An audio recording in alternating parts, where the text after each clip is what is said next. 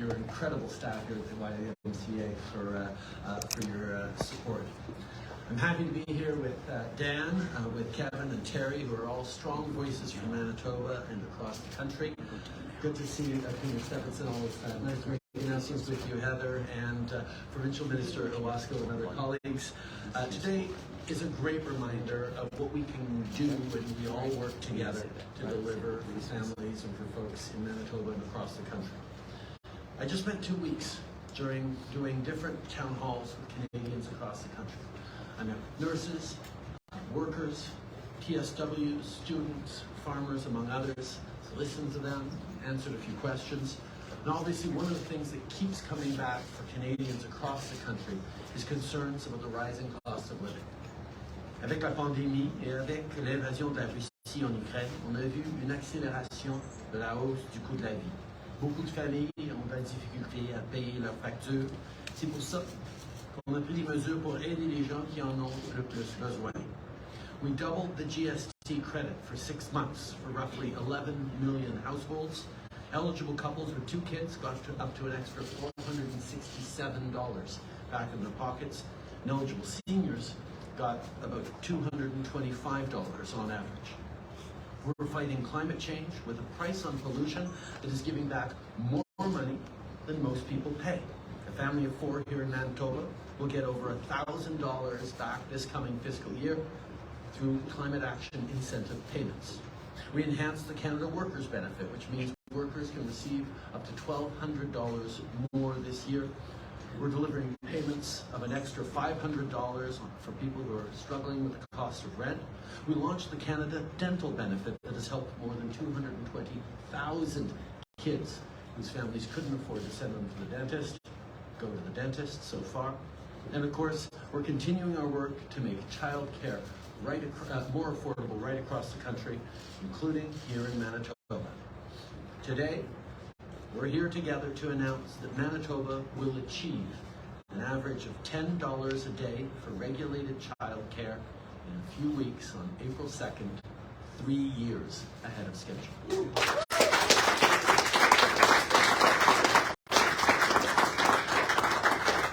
We just met with a number of parents here at the YMCA. For example, Brenda and Peter told me they're now saving hundreds of dollars a month, which are savings that can be used for groceries, other bills, or after-school activities. It's making a real difference in their lives. This is part of our plan to make life more affordable for the middle class and for the people working hard to join it. It's part of our plan to build an economy that works for all Canadians. Les parents, et en particulier les mères, ne devraient pas avoir à choisir entre leur famille et leur carrière. Quand les garderies sont plus abordables, c'est bon pour les familles, et c'est aussi bon pour l'économie, parce que ça permet à plus de parents de faire partie du marché du travail. We're keeping our promise to make childcare more affordable. Today's announcement for $10 a day childcare in Manitoba comes less than 2 years after we reached an agreement with the province.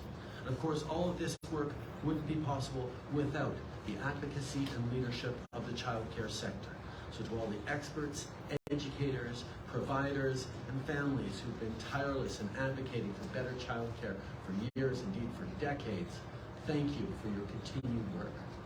As you know, we have agreements with all provinces and territories to make childcare more affordable for families. We're seeing results here in Manitoba and across the country.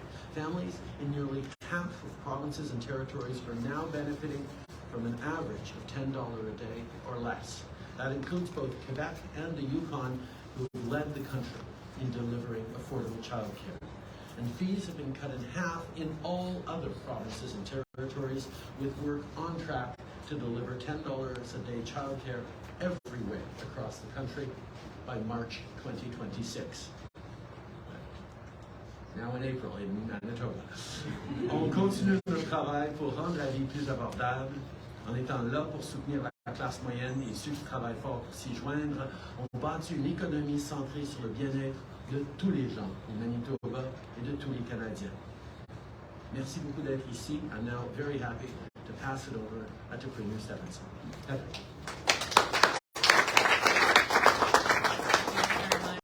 Prime Minister. It's just an incredible honor to be here. Cordella Thank you for hosting us here today, to all of your staff and volunteers at the YWCA. It's just such an honor to be here with all of you. Thank you for opening your doors, not just to us, but those families that we just met and all those other families that you really cover off for daycare here, and we just thank you so much. Thank you, Prime Minister. It's a pleasure again to have the opportunity to be here with you today. Bienvenue at Winnipeg.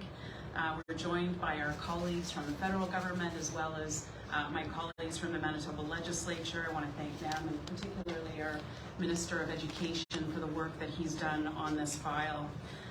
We're here at the Y to announce this significant milestone to provide affordable and accessible childcare services for Manitoba families. And as the Prime Minister said, and I'm going to reiterate again, when we work together, we can accomplish great things for our communities, for our province, and for our country. Since I became Premier, I've made it clear that our government is keen to collaborate with all levels of government to improve Manitobans' quality of life and the services they rely on, and that, of course, is what brings us all here today. As a government, we recognize that access to affordable and high-quality childcare is essential for Manitobans to be able to participate in the workforce, support their family, and play an active role in the growth of our communities and our economy. Under the Canada-Manitoba, Canada-wide early learning and childcare agreements, our government committed to reaching an average of $10 per day for parent fees by 2026. But today I am proud to announce that with significant initiatives Manitoba has implemented over the past few years, we have gone above and beyond that commitment and have done so 3 years ahead of schedule.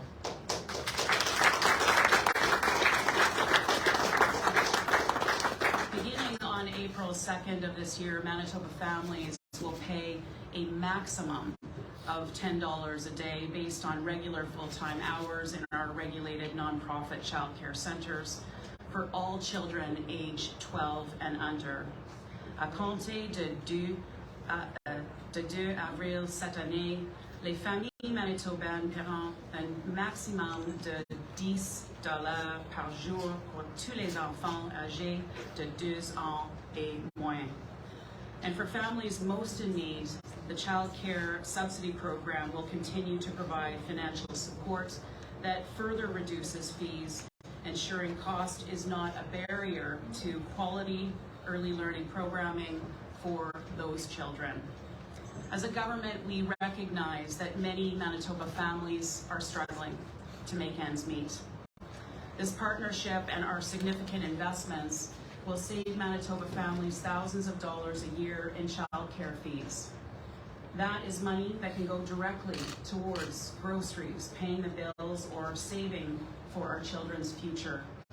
Today's announcement supports our government's ongoing efforts to strengthen child care services for Manitoba families, including creating thousands of new child care spaces throughout the province and supporting our centers and the dedicated staff who care for our children.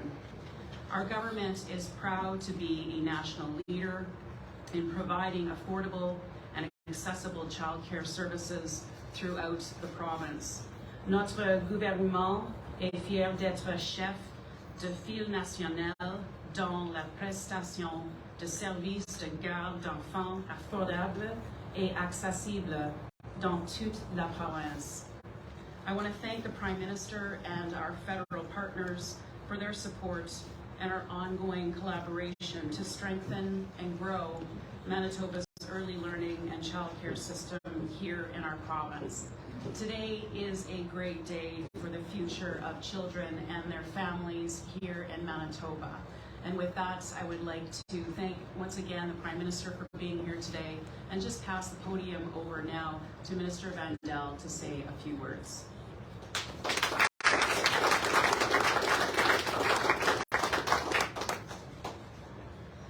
Good morning, everyone.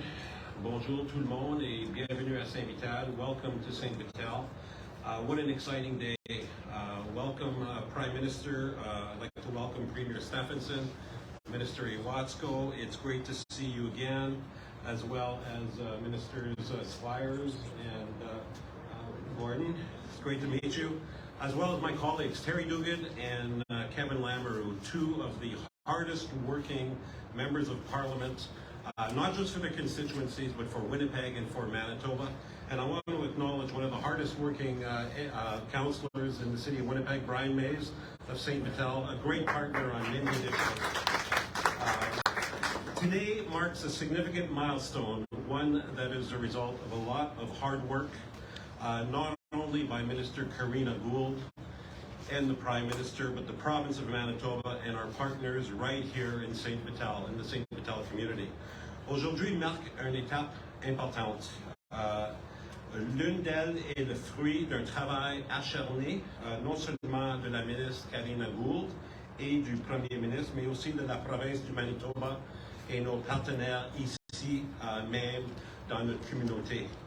The YMCA provides so many necessary services for families and individuals, and as many of you know, early in my career, I was a social worker in the city, working in schools, working at the Mamaway Center, and I know of the value of the services that the Y offers, what it means for families, what it means for children, and it's a pleasure to be here, and I thank all of you for the incredible work that you do.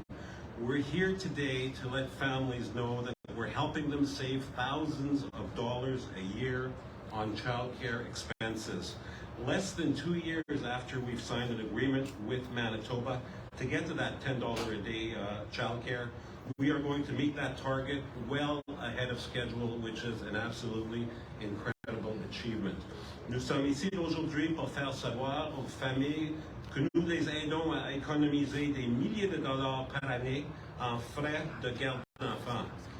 Moins de 2 ans après signer une entente avec le Manitoba pour obtenir des services de garde à 10 piastres par jour, nous allons atteindre cet objectif bien avant la date prévue, qui est une réalisation incroyable. This is what can be achieved through partnership. This is what can be achieved through collaboration and a political will to move forward on a critical economic policy that will directly benefit thousands of families in Manitoba. From the Canada Child Benefit, which has lifted over 400,000 children out of poverty, to a $10 a day childcare, to the dental care benefit for children and new renter supports, kids and their families can continue to count on our government to put them first and ensure we are building a strong economy for...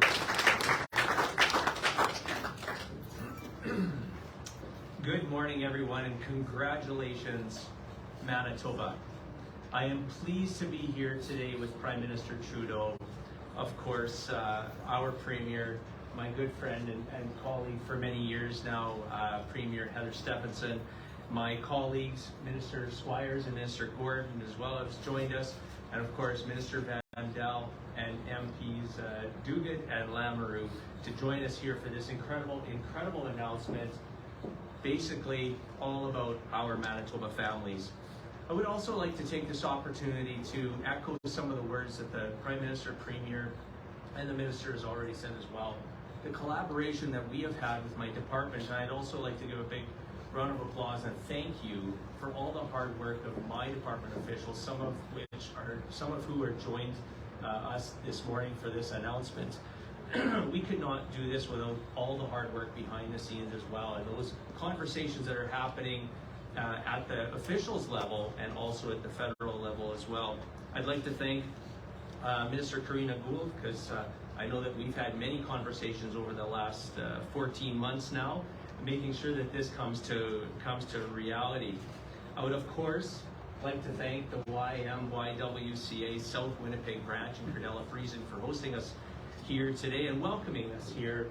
I know that I've had the pleasure of meeting many of the dedicated staff that takes care of our most precious resources on a day-to-day basis, and those are our children. And so to them, thank you for your considerably hard work each and every day, which is going to definitely pay off for all of us into the future.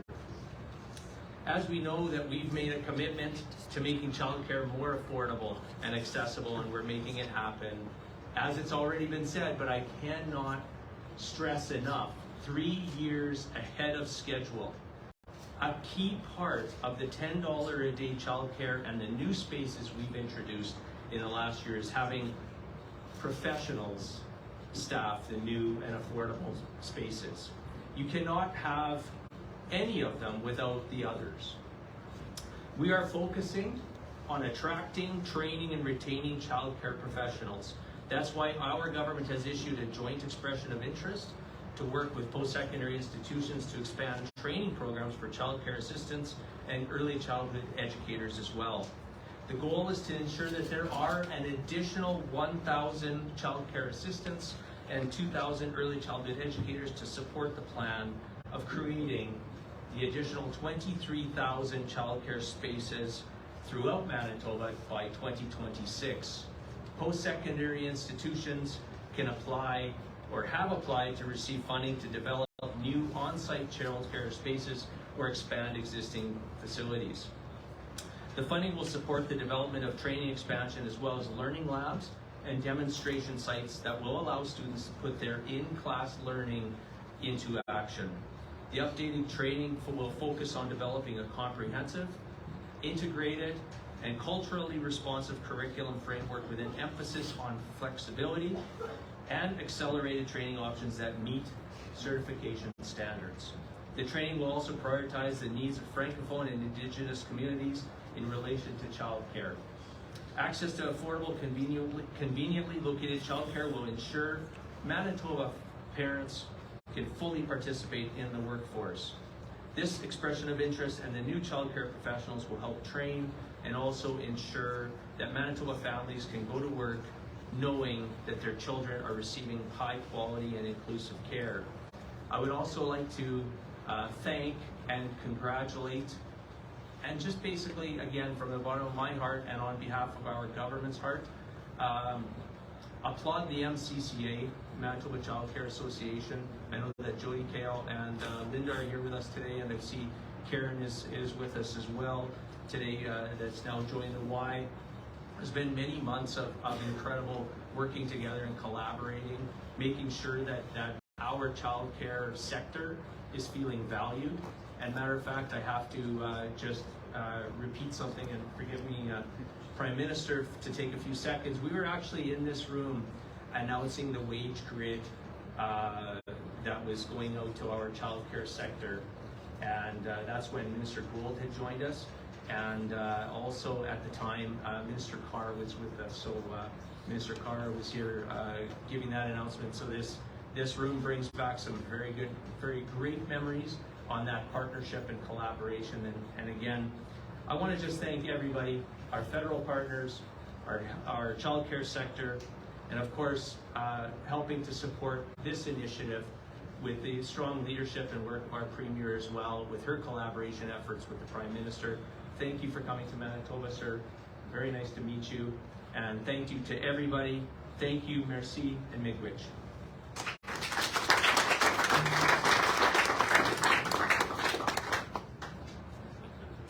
We will now begin the question and answer period. Nous allons maintenant commencer avec la période des questions. There will be 20 minutes for questions. I will turn it over to the first question. The first question is from CBC. Good morning, Prime Minister International. On China, you talked about mechanisms that we have in place to guard against foreign interference in our elections. Why not call an inquiry? Why do you think that would be of no utility? What would be the downside of it? I think it's extremely important that Canadians are taking such an interest and are so concerned about protecting our democracy.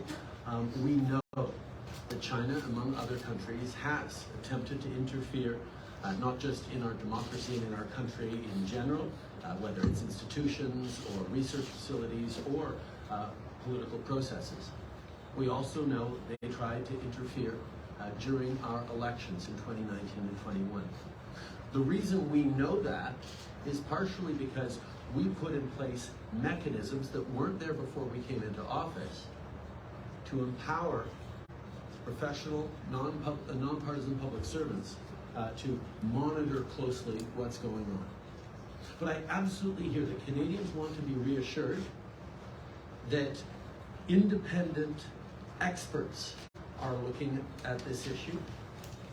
They want to make sure that all the right questions are being posed of our intelligence and security agencies in a rigorous way to make sure they're doing everything possible. And they want a level of public accountability from those officials to be talking about everything that needs to be done and everything that continues to be done. All of those goals are related to processes that are ongoing as we speak. For the 2019 election, we created a high-level panel on election interference comprised of Canada's top public servants who are independent and professional and dedicated to this country.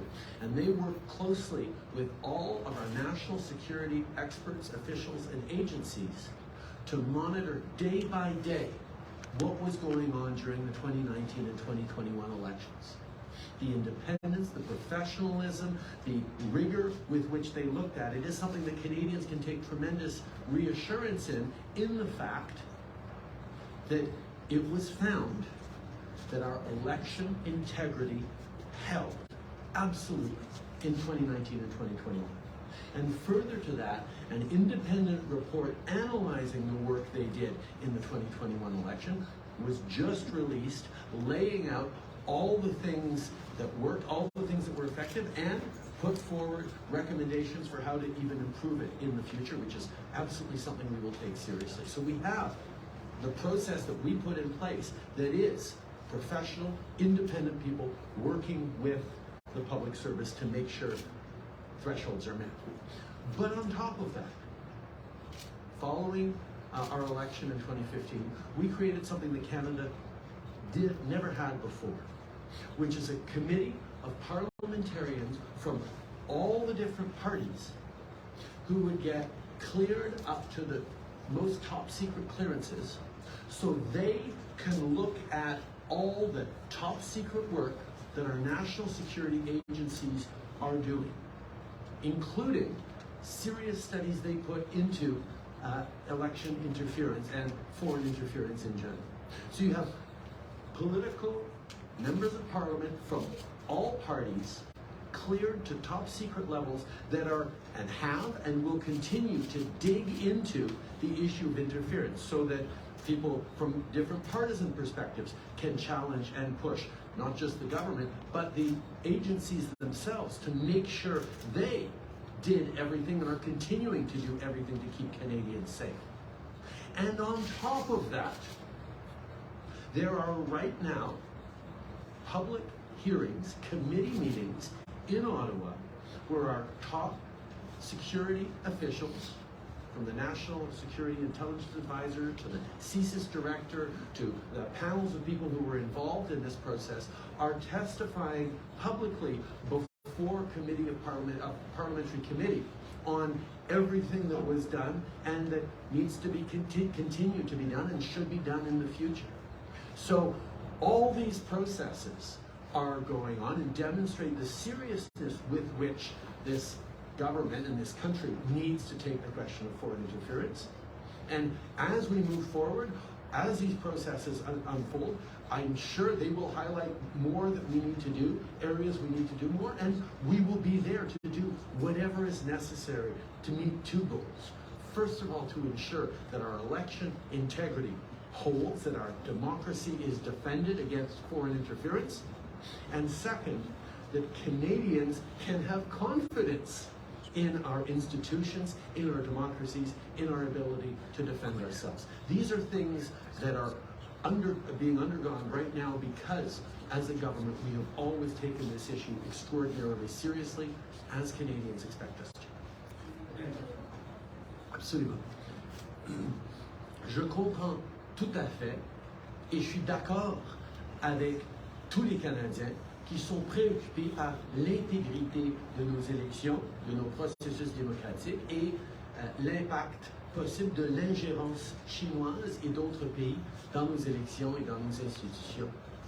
c'est quelque chose non seulement que nous partageons aujourd'hui, cette inquiétude avec les Canadiens, mais qui a causé qu'en 2015, on a commencé à travailler pour établir des systèmes et des mécanismes pour protéger notre démocratie et assurer l'intégrité de nos élections. Les gens veulent savoir d'abord de personnes expertes et indépendantes que l'intégrité de nos élections a tenu. Ils veulent savoir que les différents partis politiques vont pouvoir mettre au défi nos systèmes de renseignement pour assurer qu'ils sont en train de faire tout ce qui est nécessaire. Ils veulent aussi voir publiquement ces gens questionner et répondre à des questions précises sur l'ingérence chinoise et comment on est en train de répondre. Or, on a en place actuellement des mécanismes qui font exactement ça. On a mis de l'avant, pour les élections de 2019 et 2021, pour la première fois, un panel de hauts fonctionnaires indépendants, non partisans, professionnels, qui ont accès à tous les renseignements dévoilés, découverts par nos services d'information et de renseignement, pour s'assurer au jour le jour, pendant les élections de 2019 et 2021, que l'intégrité de nos élections n'est pas compromise, n'a pas été compromise. Et ces gens-là ont fait leur travail de façon indépendante et il y a eu des rapports indépendants qui examinaient leur travail en 2019 et qui viennent sortir pour 2021, qui démontraient que le travail avait été bien fait et que les Canadiens peuvent avoir confiance dans l'intégrité de nos élections. Mais en plus de ça, on a créé, suite aux élections 2015, pour la première fois, un comité de parlementaires, des parlementaires de tous les différents partis, qui ont reçu l'approbation nécessaire, les qualifications nécessaires pour regarder tous les documents top secrets, pour travailler directement avec nos services de renseignement, pour s'assurer que nos services de renseignement sont en train de faire tout ce qui est nécessaire, s'assurer que le gouvernement est en train de faire tout ce qui est nécessaire pour protéger l'intégrité de nos élections. Ce comité de parlementaires a regardé attentivement dans les années passées l'ingérence étrangère et va continuer de faire leur travail pour s'assurer de façon multipartisane que le travail se soit fait. Et troisièmement, actuellement, en ce moment-ci, un comité parlementaire, de façon publique, est en train d'entendre les témoignages de nos hauts fonctionnaires en matière de sécurité et de renseignement, pour répondre à des questions publiquement que les Canadiens ont, que les différents partis ont en public, pour rassurer les Canadiens que l'intégrité de notre démocratie, de nos élections, tient. Alors, c'est des mécanismes qui sont là pour répondre exactement aux préoccupations et aux questions des Canadiens, mais évidemment, avec ces processus qui vont de l'avant, il va sûrement avoir des enjeux qui vont être soulevés, qui vont dire, où on va dire, oui, on devrait faire plus ici, on devrait en faire plus là, et c'est exactement ce qu'on va regarder dans les semaines à venir pour s'assurer de deux choses. D'abord, que le Canada continue de faire tout ce qui est nécessaire pour protéger l'intégrité de nos institutions et de notre démocratie. Et deuxièmement, pour s'assurer que les Canadiens sont rassurés que nos institutions et que notre démocratie est bien protégée et continue de fonctionner avec intégrité.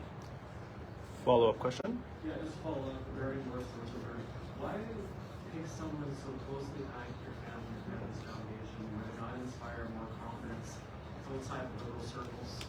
Pick someone else. The choice of the person to look at this was based on, was done by the professional public service themselves. They wanted someone who had experience working for multiple different governments of different partisan stripes and a long career in the public service. And Mr. Rosenberg certainly qualifies for that, but he was the choice of the professional public service and not of my government. Next question. Hi there, my name is Sarah Jones. I'm with APTN National News. First Nations leader has told APTN News that the next commissioner of the RCMP should be an Indigenous person to address systematic racism in the force. What do you think of this? I think it's an excellent idea. I think seeing more and more Indigenous leadership throughout systems and institutions across the country. We should absolutely look at more diversity. We should absolutely look at bringing forward Indigenous voices to lead those institutions. But just putting an Indigenous voice at the top, and we have a whole independent process going forward, and we will see who ends up being the next chief of the RCMP, the next commissioner of the RCMP. That's a process I'm not going to speak to now, but we will always look to try and make sure the full diversity of Canada and Indigenous representation is part of our considerations. But we have to understand that it's not just about putting the right person at the top of an organization that makes the systemic change necessary. There's a huge amount of work on structures within our institutions, including the RCMP, to ensure that the entire force, the entire system is fully respectful of Indigenous people, respectful of diversity, inclusive in everything it does, and responsive to the real needs on the ground. So yes, we're always looking to make sure that the highest level voices are representative of the fullness of Canada. But we need to also make sure that the systems themselves are transformed. So I look forward to doing the important work of finding out who, figuring out who would be the right leader to be the next commissioner of the RCMP, regardless of the background. Follow-up? And just as a follow-up, will you commit to appointing an Indigenous person as the next commissioner for the RCMP, as there are ones that are? I believe I just answered that question. We're going to commit to a proper, robust process that will find the best possible person to deal with a range of concerns that Canadians are facing, but of course, making sure that reconciliation is at the heart of what we do to improve the RCMP moving forward is going to be a significant factor we take into account. Prochaine question. Sur la licence d'abordables qui permet en fait de produire la cocaïne de manière légale, pourquoi est-ce que la Colombie-Britannique n'était pas au courant? Est-ce que vous avez l'intention de décriminaliser aussi ailleurs au pays des quantités? J'ai été choqué, tout comme le Premier ministre de la Colombie-Britannique, de voir le communiqué de presse de cette compagnie-là. C'est vrai que Santé Canada permet à certaines compagnies pharmaceutiques, pour des besoins de recherche et de besoins médicaux extrêmement limités, l'utilisation de ce produit-là. Mais il n'y a aucune intention, il n'y a aucune permission de vendre ça sur le marché et de partager ça avec les Canadiens. Ça a été un manque de compréhension, je pense, dans le communiqué de presse et on est en train de rectifier le tir là-dessus parce que c'est pas quelque chose qu'on cautionne dans le pays. I was as surprised as the Premier of British Columbia was to see that a company was talking about selling cocaine on the open market or commercializing it. There are limited and very restricted permissions for certain pharmaceutical companies to use that substance for research purposes and for very specific, narrowly prescribed medical purposes, but it is not a permission to sell it commercially or provide it on an open market. We are working very quickly with this company to correct the misunderstanding that their press release has caused. This is not something that this government is looking at further. Question suivie. Scott Peters with Global Winnipeg. When did you first learn about the CSIS allegations concerning Han Dong's alleged involvement with the Chinese election interference network?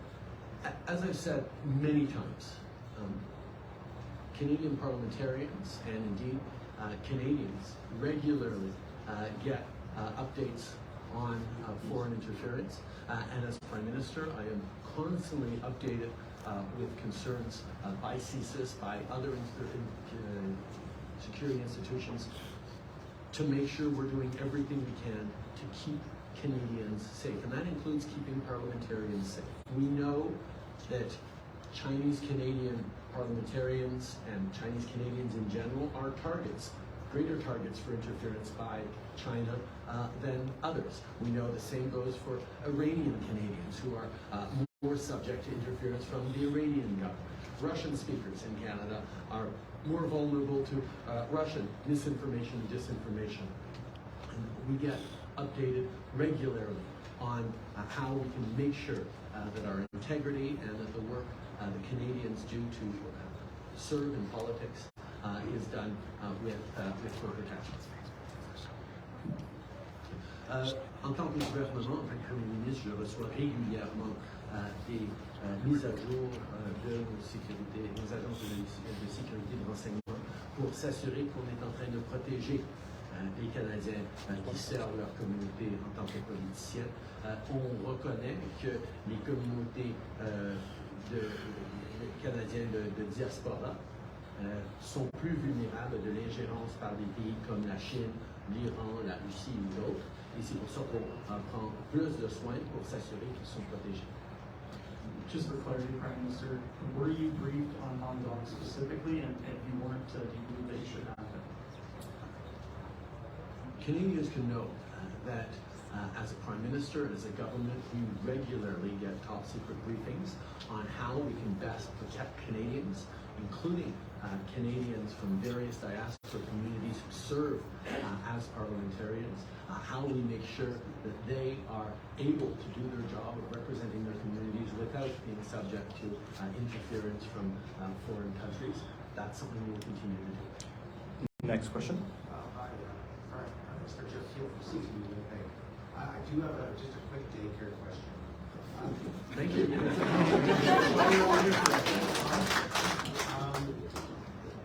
We heard the Minister of Law School touch on this. There are a lot of families who are going to say, great, we're making childcare more affordable, but I still can't find a spot. And by the time spots open, my kids will be in high school. What do you say to families in Manitoba across the country who still can't find a spot? I'll turn it over to the Premier to follow up on this, but let me say, when we moved forward a couple of years ago as a federal government to say we wanted to make $10 childcare a reality right across the country, and we were going to work with the provinces to do that, we knew that it wasn't enough to just make childcare spaces more affordable. We needed to make sure that they were high quality and that there were more spaces. Which is why I was glad to hear Dan highlight the announcement that was made a while ago around a pay grid for early childhood educators to make sure that people know that that's a career that they will be supported in, that they can support a family, that it's valued by society. So increasing the wages for early childhood educators is an important piece of it, as is adding spaces that are high quality and affordable across the system. And I know Manitoba has made significant investments in creating more spaces, and there's more work to do. One of the things that we saw, even as we were drawing on a Quebec model, where for years now the average childcare fees in Quebec are $8.50. There's still a lack of spaces, so the money we put forward for childcare in Quebec went towards creating more spaces, and there's continuing to be more work to do. So we are aware that we need to see more spaces created, and we're going to continue to work and encourage Manitoba to create those, work with municipalities to do it, but also make sure that those spaces are where they need to be across the country. More spaces in rural and Indigenous communities. More spaces that are in French for the Francophone communities. Protections of official language minorities are extraordinarily important. These are things that are built into the agreements that we're happy to see Manitoba make significant advances on, and we'll continue to be there to help them do even more. But Premier, I'd like to turn to you. Sure, Jeff, you'll know that we have already announced 23,000 new childcare spaces by 2026. So we recognize there's more work to be done. That's why we're moving in that direction. We will be opening up new childcare centers as well. We've already been moving in that direction. So we recognize that there's more work to be done, and we're continuing to move in that direction. And my follow-up is not daycare, so don't. We have announced a poll that says the majority of Canadians or somewhat are concerned about possible interference from the Chinese government. Do you share their concerns, Mr. President? Yes, I very much share the concerns of Canadians around interference from the Chinese governments or other foreign governments. And I have shared those concerns all the way back to 2015 when we got elected and realized that even as we were seeing increased election interference around the world, in places like France or the United States or elsewhere, democracy is subject to foreign interference, we knew that we had to create mechanisms to respond to that because Canada had very few, if any, mechanisms to counter interference in our democracies when we took office. That's why we created, and I'm not going to go through the list again, so many different mechanisms designed to do it. We actually even led at the G7 when we hosted in Charlevoix in 2018 the creation of a rapid response mechanism shared by the G7 on foreign interference in our democracies. So not only do I share the preoccupations of Canadians, we have taken action, significant actions, over the past 8 years to increase our ability to do that. But it is an ongoing challenge, not just in politics, in business, in academia and research, and that is why we continue to strengthen our capacity to respond to that, because Canadians need to know that our institutions hold, and Canadians need to be reassured that they will continue to hold into the future. Oui, je partage les préoccupations des Canadiens par rapport à l'ingérence chinoise et je la partage depuis 2015. C'est pour ça d'ailleurs que ce gouvernement a tellement pris au sérieux la question d'ingérence. Pourquoi on a créé des nouvelles institutions qui n'existaient pas avant ça au Canada, dont le panel de fonctionnaires pour examiner les élections, dont le comité de parlementaires sur les documents classifiés et sur le travail sur l'intelligence et la sécurité, mais aussi, par exemple, qu'on a mené la charge au G7 en 2018 à Charlevoix, où on a créé un mécanisme de réponse rapide du G7 sur l'ingérence étrangère dans nos démocraties. Non seulement je partage ces préoccupations, et ce depuis longtemps, mais nous prenons extrêmement au sérieux cet enjeu et nous allons continuer de faire tout ce qui est nécessaire pour assurer l'intégrité de notre démocratie. Last question. Hello, Prime Minister Brittany Hobson of the Canadian Press. Just to follow up on Jeff's last question, how can Canadians trust that elections have not been influenced by foreign governments when the information is always protected by national security laws? To add to that, isn't an uninformed public that is not able to trust the democratic processes we have a threat to society or to national security? Sorry. I'm pretty sure everything I've said over the past 20 minutes answered that question, but I will do it one more time just for the Canadian press. We put in place strong, independent mechanisms by top public servants who get full access to everything that all of our intelligence and security communities look into and find and monitor on an ongoing basis every day in Canada, particularly during elections. And those top independent public servants were part of a committee that we created after coming into office, because it didn't exist before, for the 2019-421 elections and ongoing, concluded in an independent and nonpartisan way that despite the existence of ongoing attempts at Chinese interference, that interference did not impact the outcomes of the election in 2019 and 2021. That's not me who's saying it, that's the panel of top public servants who are independent and tasked with exactly that, supported by the work done by our intelligence and security agencies. So Canadians can absolutely be confident in those 2019 and 2021 elections. On top of that, there is an independent report that came out on that work done during the 2019 election, and again, it was just released on what happened during the 2021 election, that confirms independently that conclusion that our elections actually held. So Canadians can be confident on that. But further to that, there are ongoing public committee hearings happening right now where those heads of agencies and people responsible for safety and integrity of our elections are testifying publicly on all the work that's being done. And further to that, we created a National Security and Intelligence Committee of Parliamentarians comprised of parliamentarians from every different party who get top secret clearance so they can dig into all the work that our national security agencies and experts do day in and day out, including and especially during election times, to protect our democracies, to protect our institutions. So Canadians have a lot of different reasons to be confident that indeed the integrity of our elections in 2019 and 2021 held, and that on an ongoing basis the government will continue to strengthen our capacity to counter those attempts at foreign interference that come from China, from Russia, from Iran, from other countries that are looking to destabilize and throw chaos into our democracies. Quick follow-up.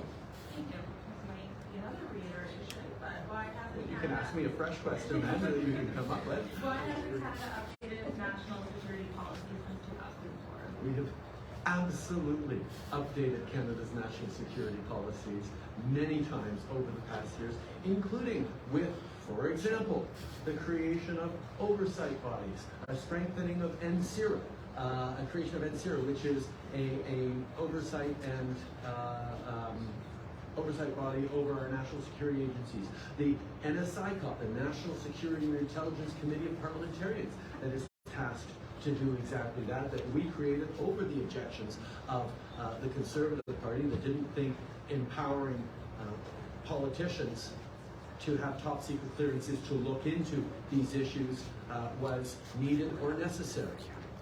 Thank God we did, because we now have a committee of parliamentarians that can lean in, and we will continue to update and make sure that all the tools that are needed by our intelligence agencies and security officials and all the tools needed for proper oversight and accountability of them continues to update us. So we will continue to do the work of empowering our institutions to protect not just our institutions, but our democracy. Ceci conclut notre conférence de presse.